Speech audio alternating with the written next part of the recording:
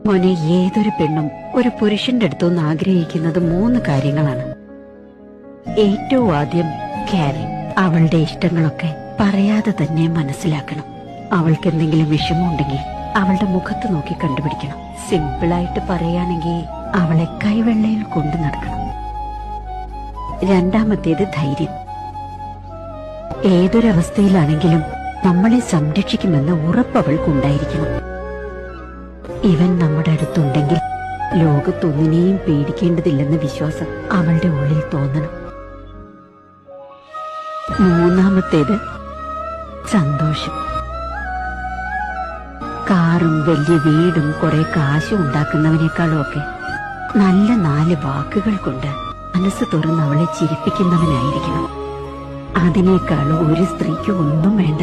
അത് ലോകസുന്ദരിയാണെങ്കിലും